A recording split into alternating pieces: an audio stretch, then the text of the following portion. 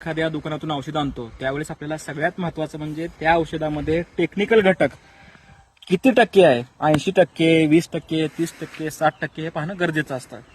दुसरी गोष्ट, त्याच्यावर कोणत्या रंगाचा ट्रायंगल दिलाय, हिरवा आहे, पिवळा आहे आणि लाल आहे. जर हिरवा असेल तर ते औषध कमी विषारी आहे, जर लाल असेल तर तो फार विषारी आहे आणि पिवळा असेल तर मध्यम विषारी आहे. अशा वेळेस आपल्याला नाकाला मास्क लावणं आणि डोळ्याला चष्मा लावणं गरजेचं असतं, कारण की ते जर औषध आपल्या नाकात किंवा डोळ्यात गेलं तर भविष्यामध्ये डोळ्याची आणि नाकाची म्हणजे फुफ्फुसाची रिॲक्शन होऊन काहीतरी कॉम्प्लिकेशन सुरू होतात.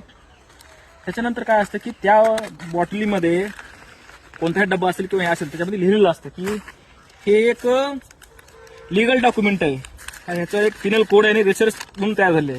हे बघा, त्याच्यात लिहिलं आहे की हे जे औषध आहे हे कशाला अंगूर, वाटाणा, ग्वार, मटर, जिरे, सफरचंद आणि आंबा यांनाच कामाला येतं. म्हणजे सल्फर हे औषध कोणत्या पिकासाठी आणि कोणत्या रोगासाठी आणि केव्हा फवारायचं हे सगळं दिलेलं आहे या कागदामध्ये. हे आपल्याला वाचणं गरजेचं आहे, कारण की लिगल डॉक्युमेंट आहे, कानूनी दस्तावेज आहे हा, आणि आपण हे वाचत नाहीत.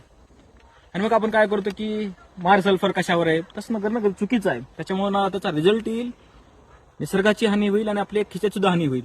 हे करणं गरजेचं आहे. धन्यवाद.